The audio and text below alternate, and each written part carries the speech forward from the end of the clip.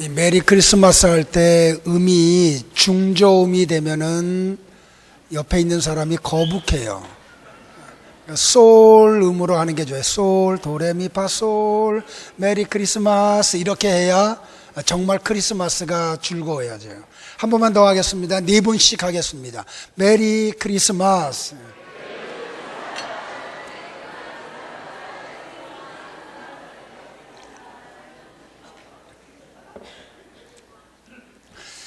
철학자 파스칼이라고 하는 분이 이런 말을 한 걸 책에서 봅니다. 이 세상에는 볼륨 조금만 더, 모니터 스피커 볼륨 조금만 올려주실래요?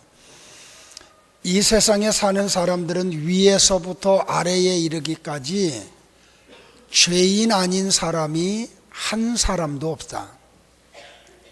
그런데 두 종류의 죄인이 이 땅에 존재한다. 하나는 나는 죄인입니다 하고 인정하고 사는 죄인이 있고, 또 다른 한 부류는 죄인임에도 불구하고 나는 죄인이 아닙니다 하고 사는 뻔뻔한 죄인이 있다. 저는 파스칼의 이 글을 읽으면서 무슨 생각을 했는고 하니, 이 땅에 사는 사람들 중에 하나님의 은혜 가운데 거하지 않은 사람이 한 사람도 없습니다. 내가 이렇게 코로 호흡을 하는 게 하나님의 은혜입니다. 두 발을 가지고 땅 위를 걸어가는 게 하나님의 은혜입니다. 음식을 입에다 넣고 맷돌질 할 수 있는 게 하나님의 은혜예요. 그게 내 식도를 타고 위에 가서 소화가 되는 게 하나님의 은혜예요. 오늘 우리가 이렇게 하나님의 집에 나와 있는 게 하나님의 은혜예요. 그런데 두 종류의 은혜의 사람이 있어요. 한 사람은 내가 지금 살아가고 있는 모든 것이 하나님의 은혜임을 알고 하나님 앞에 감사하며 사는 은혜의 사람이 있어요. 그 반면에 또 다른 사람은 하나님의 은혜가 폭포수와 같이 쏟아지고 그 은혜의 결과 살아가고 있음에도 불구하고 나는 하나님의 은혜를 전혀 받고 있지 않다고 아주 뻔뻔하게 이야기하며 사는 사람이에요. 은혜가 은혜로 드려지는 게 어떤 길이에요, 여러분들? 은혜에 대한 지식이 일어날 때 은혜가 은혜가 돼요. 은혜에 대한 지식이 일어날 때 우리에게 감사가 일어나고 감격이 일어나요. 그런데 이상한 것은 이 은혜의 감각 지능은 역경을 통해서 발달을 해요. 그래서 우리나라 말에 이런 말이 있는 걸 알아요. 배고픈 사람의 코가 예민하다. 배부른 사람은 코가 예민하질 않아요. 근데 배가 고파 보면 코가 얼마나 예민해지는지 몰라. 저 100m 바깥에서 나는 음식 냄새를 맡게 돼요. 이렇게 하나님의 은혜는 역경이라고 하는 통로를 통해서 자꾸 발달을 해요. 여러분이 알다시피 제가 오른쪽 어깨 그 회전근개가 파열이 되고 뼈가 어긋나고 속에 있는 인대가 끊어져서 수술을 했어요. 저는 수술하고 나면은 다 되는 줄 알았어요. 그런데 재활하는 기간이 1년 정도 걸린대요. 근데 수술할 때는 별로 몰랐고 병원에서 이렇게 회복할 때는 별로 몰랐는데 2달이 지났음에도 불구하고 새벽 2시가 되면 어김없이 통증이 와요. 잠을 깰 정도로요. 그러니까 손을 드는 게 얼마나 불편한지 몰라. 여러분들 침대에 들어가서 똑바로 누우는데 아무 불편 없이 자는 게 얼마나 귀한 복인지 아세요? 다쳐보니까는요, 똑바로 누울 수가 없어요. 그래서 이 오른쪽 어깨 밑에다가 벽에 하나를 갖다 받쳐놔야 그때 좀 편안해져요. 왼쪽으로는 누울 수가 없어요. 엎어져서 자지도 못해요. 근데 왼손은 자유롭게 올라가요. 내가 하고 싶은 대로 아무 불편 없이 돼요. 근데 오른손은 올리는데 여기까지밖에 안 돼요. 좀 먼 데 있는 거 잡으려고 좀 길게 뻗으면 그냥 어김없이 통증이 와요. 높은 곳에 있는 물건을 꺼낼 때마다 아픔이 와요. 제가 깨달은 게 뭐냐면 하나님이 주신 인대와 뼈와 근육을 가지고 사는 게 얼마나 큰 은혜고 복인 줄 알았어요. 근데 여러분은 모르잖아요, 그죠? 이렇게 우리가 살아가는 그 한날 한날의 삶이 다 하나님의 은혜예요. 결국 뒤돌아본 과거의 삶을 보니까 그 속에 하나님의 은혜 아닌 게 하나도 없는 게 발견이 되는 거예요. 근데 오늘 본문에 보니까 천사 가브리엘이 나사렛에 살고 있는 한 여자 마리아를 찾아와서 이런 말을 해요. 은혜를 받은 자여 평안할지어다. 천사의 방문을 받고 막 두려워 떨고 있는 마리아에게 재차 말하기를 무서워하지 말라. 하나님이 너와 함께 하시도다. 너는 하나님 앞에 은혜를 받은 자다. 이번 성탄절을 우리가 맞이하면서 나와 여러분 모든 분이 하나님의 은혜를 받은 자들이 되기를 주의 이름으로 축복을 합니다. 아니, 이번 성탄절에 하나님의 은혜가 나사렛에 있는 마리아에게 쏟아졌듯이 나와 여러분에게 하나님의 은혜가 쏟아지는 은총이 있기를 바랍니다. 오늘 설교를 제가 세 가지를 하려고 해요. 이 하나님의 은혜가 어디에 임했냐는 거예요. 첫 번째는. 두 번째는 그 마을에 있는 누구에게 하나님의 은혜가 임했느냐는 거예요. 마지막은 은혜의 내용이 무엇이냐는 거예요. 자, 첫 번째입니다. 하나님의 은혜가 어디에 임했습니까? 오늘 본문 26절을 한번 같이 우리가 합독하기를 바랍니다. 같이 봅니다.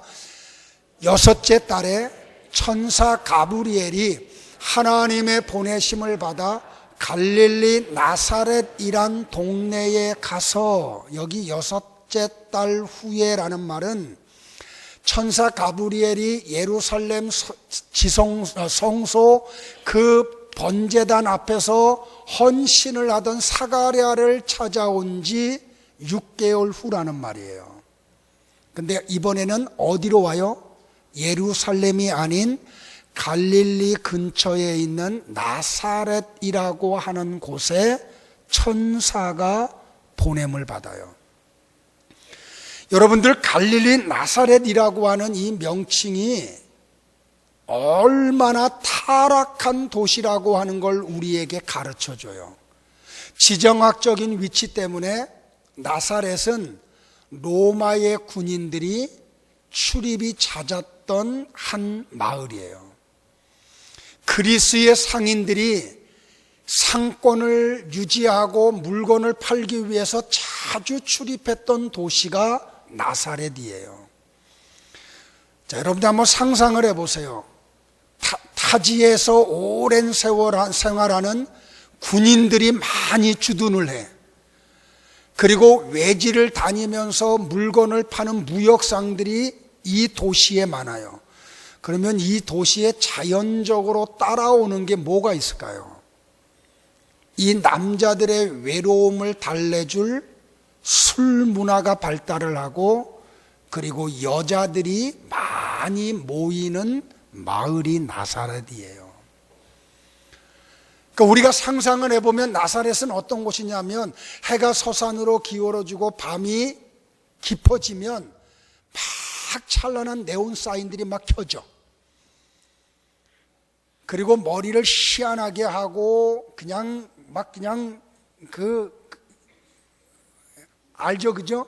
그냥 막 시뻘건 거 막 바르고, 그냥 가슴골이 다 드러나고, 그냥 조금만 걸으면 속에 있는 속내가 보일 정도로 짧은 치마를 입고 하이힐을 신은 여자들이 길거리에 쭉 서가지고 남자들을 막 호객하는 마을이 나사렛이에요.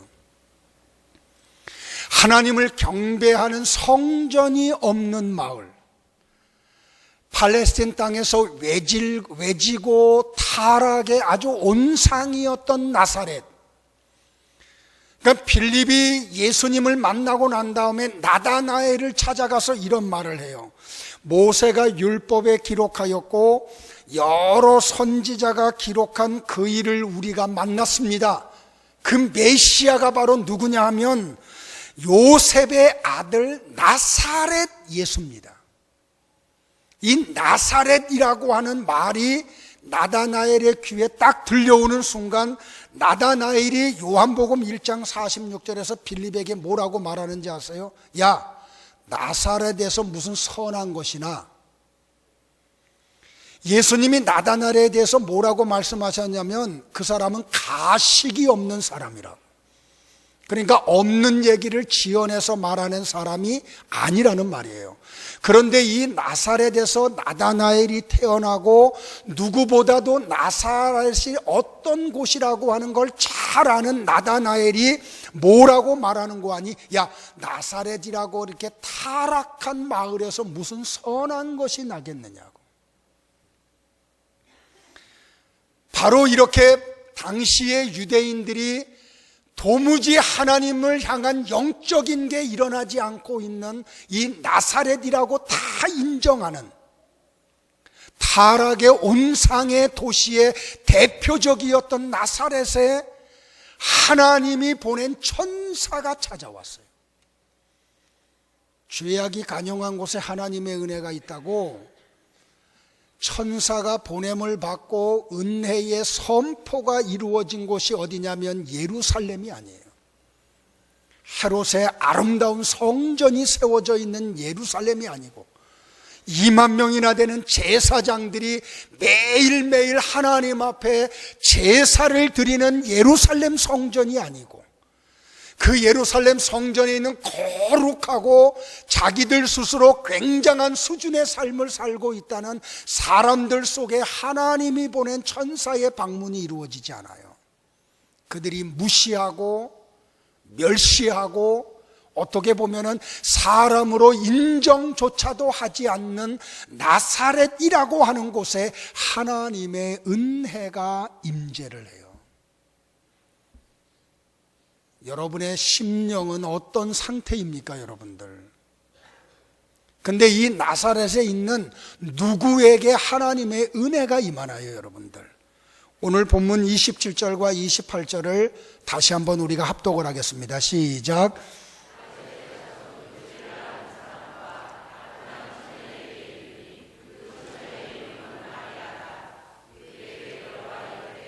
은혜를 받은 자여 평안할지어다. 주께서 너와 함께 하시도다 하니. 여기서 우리의 주목을 끄는 게 뭐냐면 이 여자는 약혼한 여자였다. 또 하나는 처녀였다 라는 말이 우리의 눈길을 끊어요. 이스라엘 사람들은 보통 약혼을 하는 기간이 어느 정도냐면 1년이에요. 그리고 1년 후에 결혼 예식을 올려요. 지금 우리적인 어떤 문화적 사고를 가지고는 이해가 안 되는 얘기인데 약혼을 한 사이라도 결혼하기 전까지는 절대로 잠자리에 들지 않는 게 당시 유대 사회의 그냥 이 보편적 윤리였어요. 근데 여기 마리아라고 하는 이름이 나오면서 이 여자는 누구냐면 다윗의 자손 요셉과 약혼한 처녀였다. 남자를 알지 못하는 여인이었다는 말이에요, 여러분들.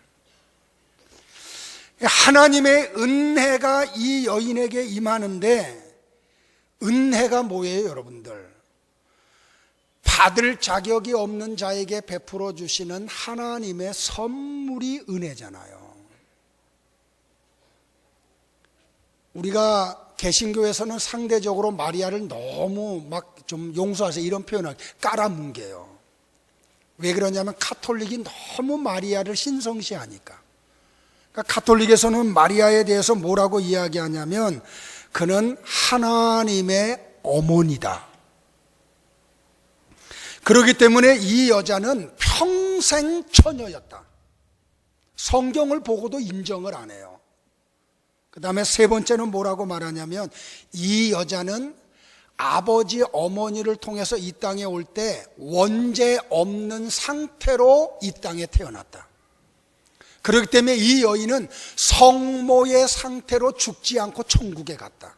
로마 카톨릭에서 마리아를 향해서 하는 말이에요. 그러나 그렇지 않죠, 그죠?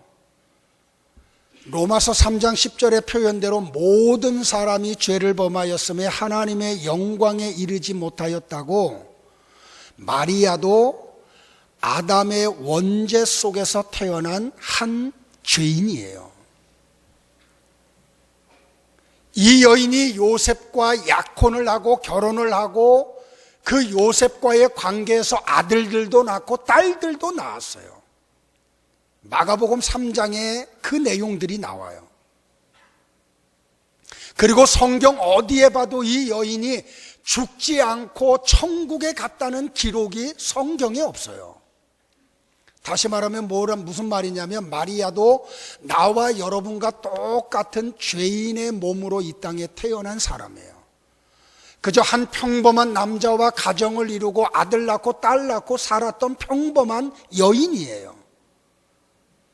그런데 이 여인이 예수님을 잉태하고 예수님을 만나는 놀라운 은총 속에 들어간 이유가 뭐냐면 이 여인에게 하나님의 은혜가 찾아왔기 때문이에요. 그 하나님의 은혜가 예수 그리스도를 탄생하는 육신을 빌리는 데 선택을 받게 했다는 거예요. 그 하나님의 은혜가 이 여인으로 하여금 놀라운 임마누엘의 은총 속에 들어가게 만들었다는 거예요. 자, 그럼에도 불구하고 이 마리아가 하나님의 은혜를 받을 수밖에 없는 이유가 세 가지로 오늘 본문에 나타나요. 첫째는 뭐냐면 이 여인은 하나님이 함께하는 여인이었어요.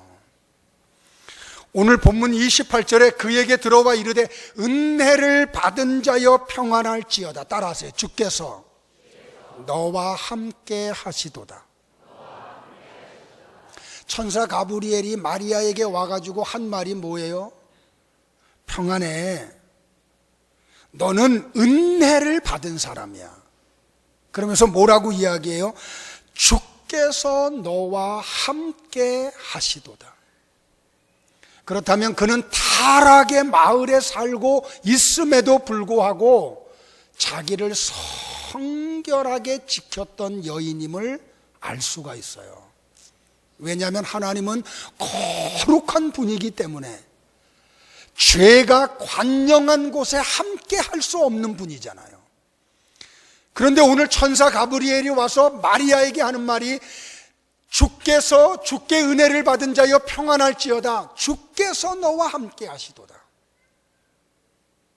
이 여인은 하나님과 함께하는 삶을 살았던 여인이에요. 그렇다면 성도 여러분들, 나와 여러분이 죄악이 관영한 이 세상에 살면서 하나님과 함께하는 삶을 사시기를 주의 이름으로 축복을 해요. 악의 모양이라도 자꾸 버리세요. 하나님이 불편해할 만한 것들을 내 삶에서 자꾸 제거하세요. 두 번째로 이 여인이 하나님의 은혜를 받았던 그 비결이 뭐냐면 성령의 임재가 이 여인에게 있었다는 거예요. 오늘 본문 35절을 다 같이 한번 또 보겠습니다. 같이 봅니다. 천사가 대답하여 이르되 성령이 네게 임하시고 지극히 높으신 이의 능력이 너를 덮으시리니 이러므로 나실 바 거룩한 이는 하나님의 아들이라 일컬어지리라. 정말 너무 기가 막힌 말씀. 성령이 네게 임하시고 지극히 높으신 이의 능력이 너를 덮어버릴 거라고. 여기 덮는다라고 하는 헬라어 단어가 에피스키아세이라고 하는 단어예요. 이게 뭐냐면 출애굽한 이스라엘 백성들이 시내산에서 모세가 성막에 대한 설계도면을 받아요. 그래서 성막을 탁 쳤는데 그 다음에 어떤 역사가 일어나냐면 하나님의 임재가 그 성막 위에 임재를 해요. 근데 사람의 눈에 그게 어떻게 보였냐면 빽빽한 구름이 성막을 뒤덮어요. 바로 이걸 이야기해요. 여기 마리아가 죄악의 온상인 도시에 살고 있음에도 불구하고 마리아의 삶 속에 나타난 하나님의 놀라운 은혜가 뭐냐면 성령이 그에게 임하시고 지극히 높으신 이의 능력이 마리아를 덮어버리고 말았어요. 오늘 나와 여러분에게 가장 필요한 은혜가 있다고 하면 바로 이거라고 저는 생각을 해요. 나는 여러분들이 성령의 사람이 되기를 주의 이름으로 축복을 합니다.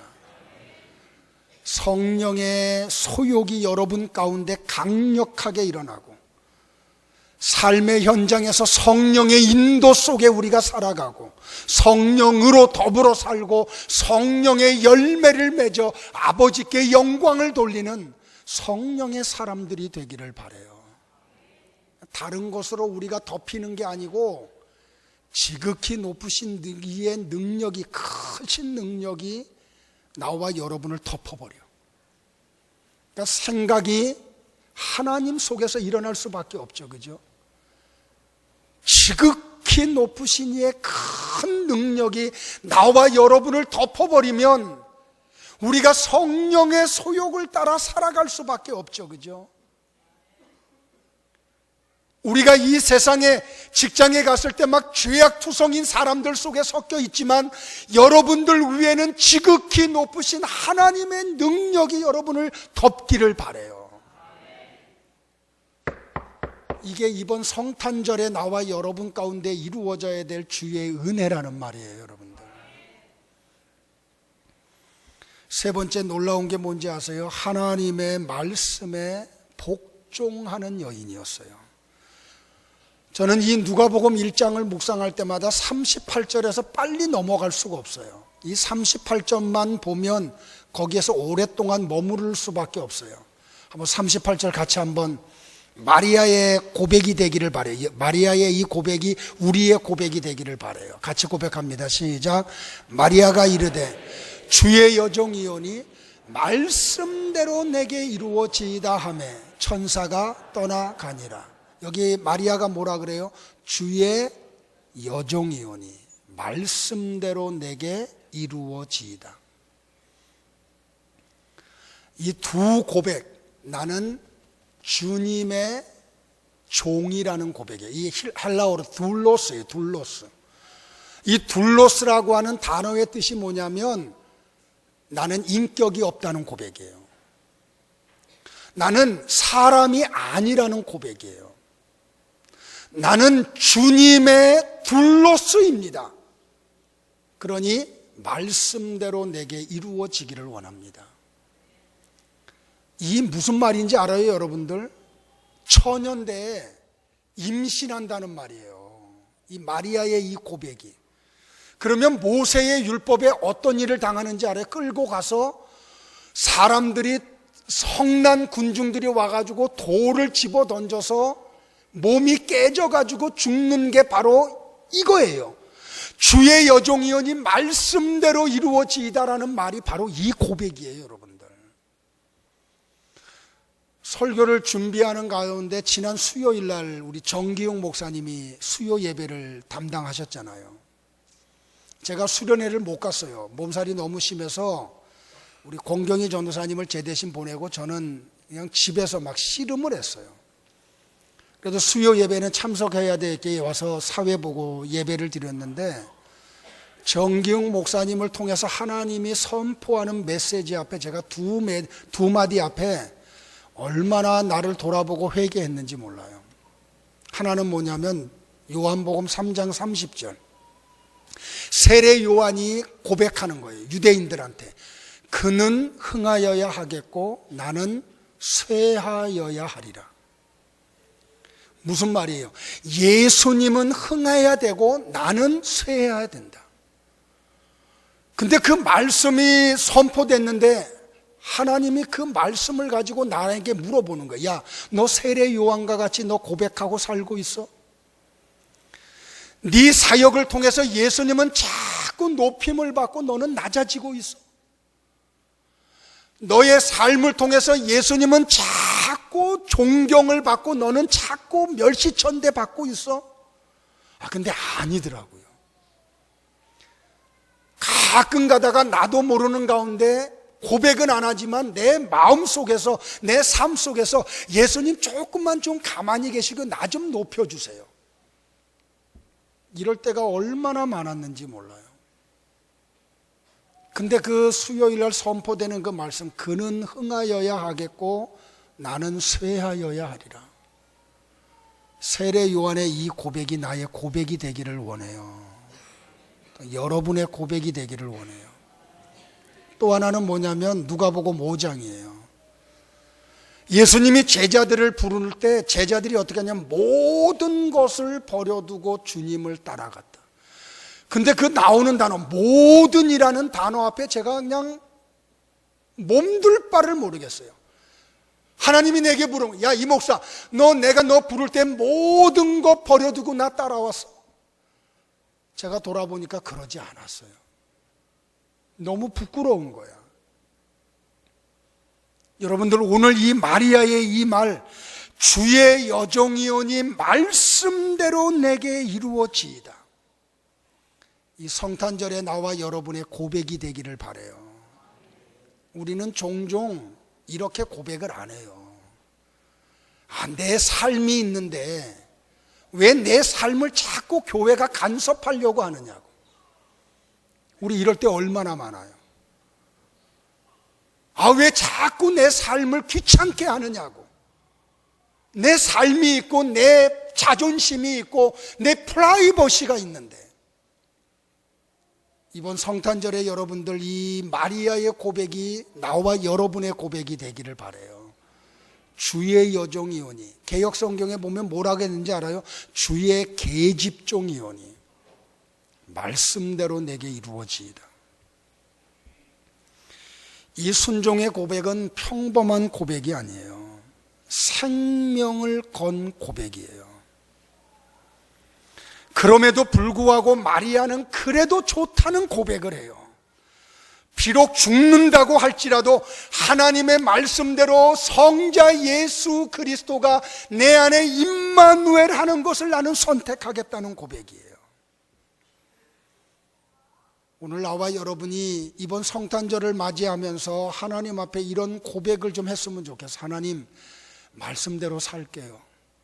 그게 정말 불편한 길이고 그게 이 사회에서 멍청하다는 사람으로서 인정을 받아도 나 그 길 걸어갈게요.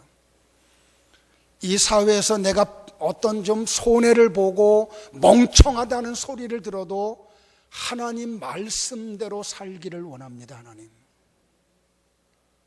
우린 너무 손해 안 보려고 그래. 주님과 같이 좁은 길을 걸어간다고 하면서도 우리는 나에게 어떤 불이익이 올까봐 그것 때문에 그냥 아웅다웅 할 때가 얼마나 많아요. 마리아에게 이런 은혜가 임한 게 우연히 이루어진 게 아니라는 거예요. 세 번째로, 마리아에게 임한 하나님의 은혜의 내용이 뭐냐는 거예요. 31절, 32절, 33절이에요. 자, 다시 한번 고백합니다. 오늘 설교의 포인트예요. 다 같이 봅니다. 시작.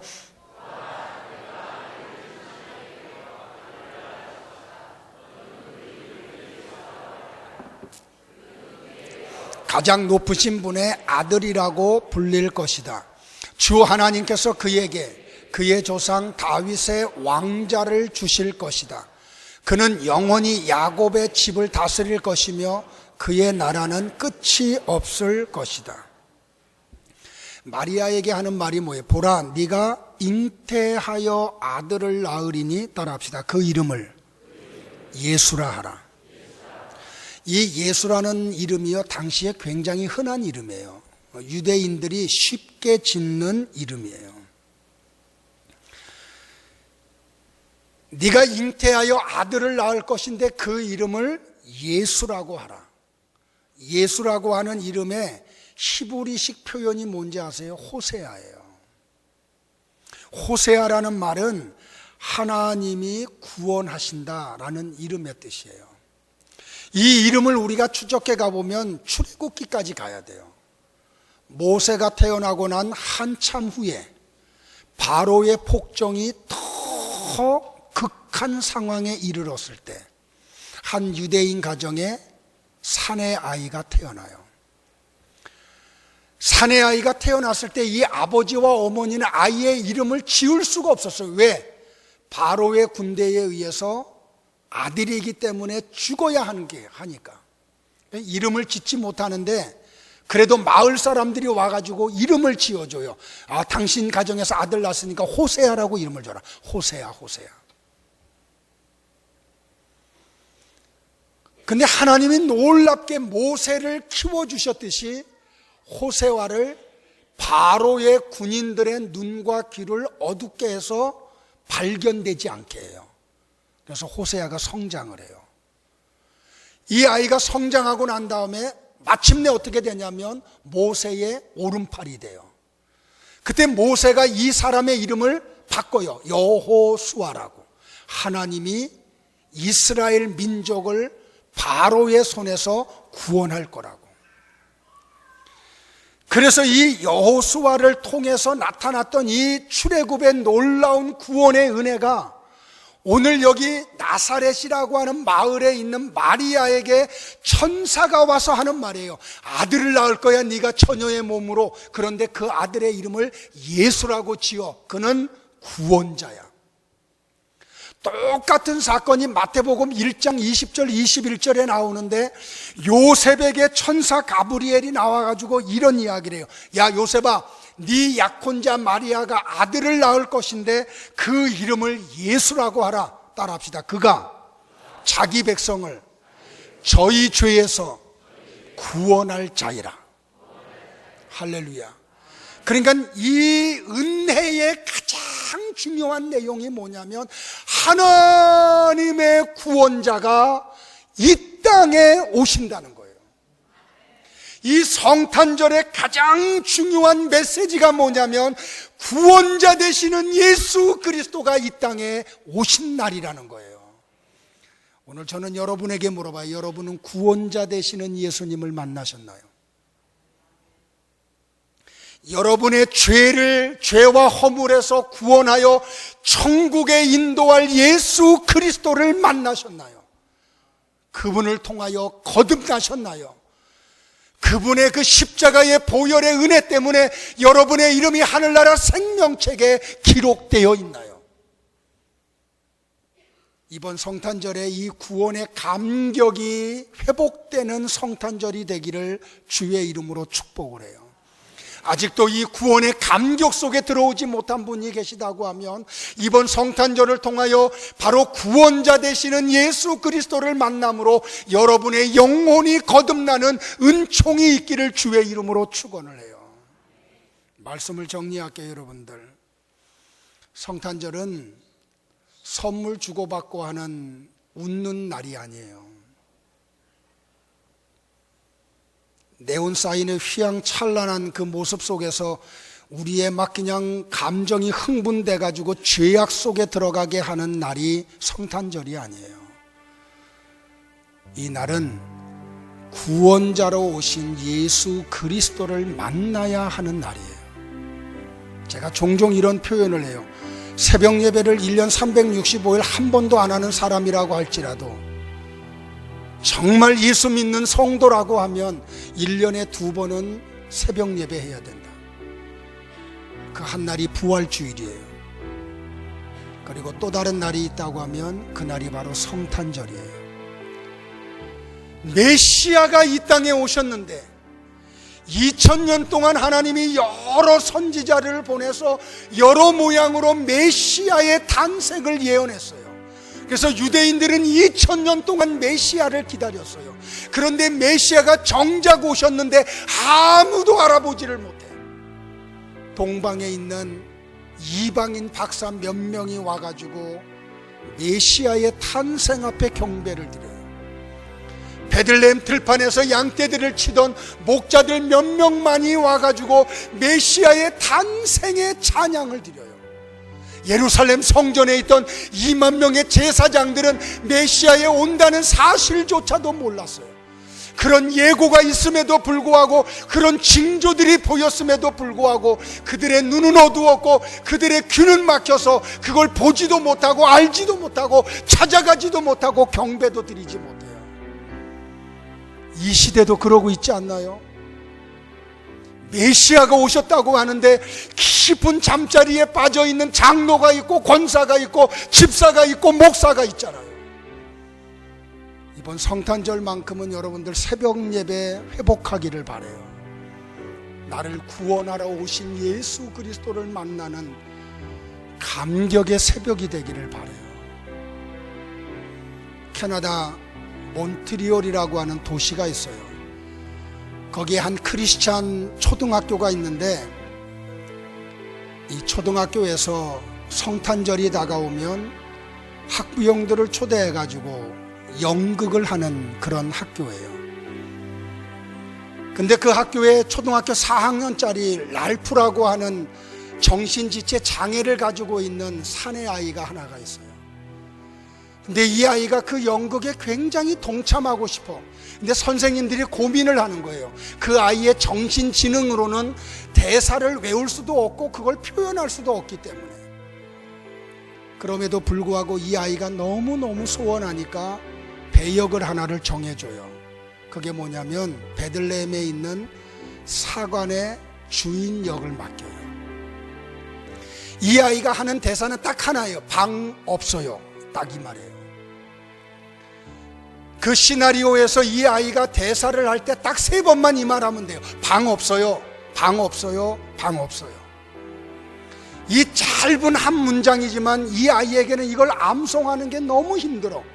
그래서 긴 시간 동안 피나는 연습을 통해서 그 대사를 마침내 암기를 해요. 연극하는 날이 되었고 학부형들의 초대를 받아서 강단이 가득 찼고 연극이 시작이 되었어요.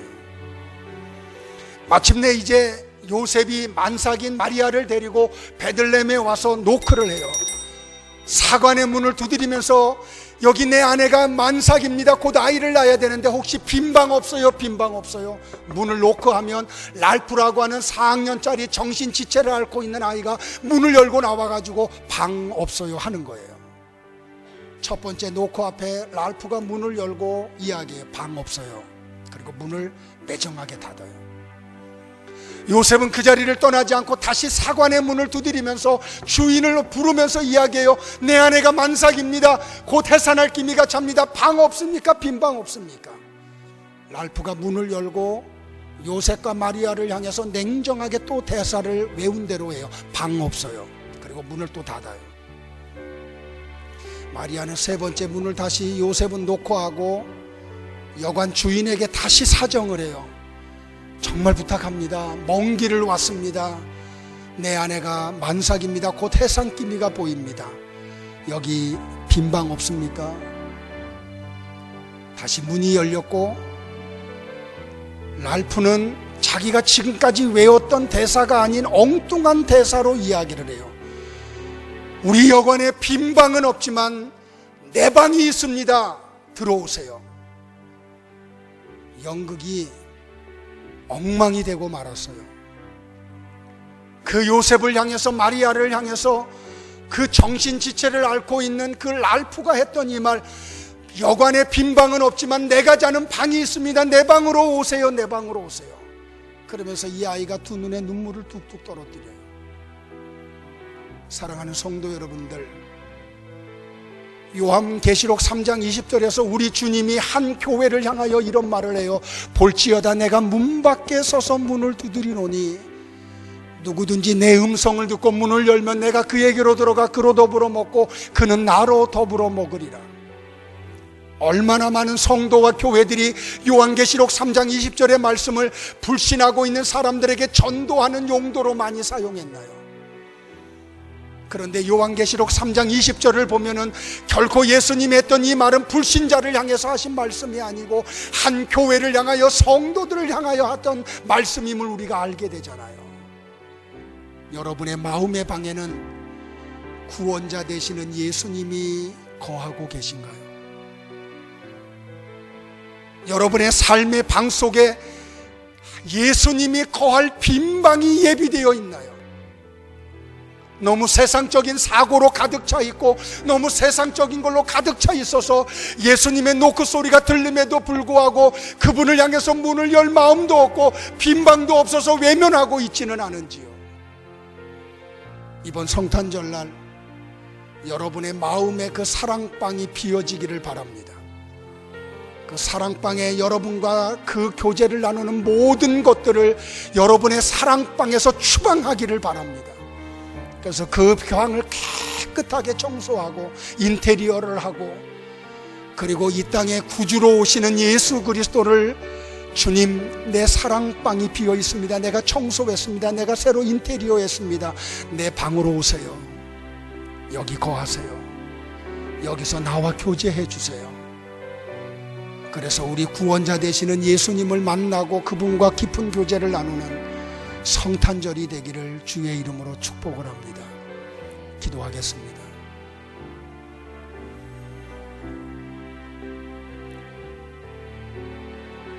첫 번째, 크리스마스 날 이루어졌던 현상이 지금 우리 가운데 이루어지고 있지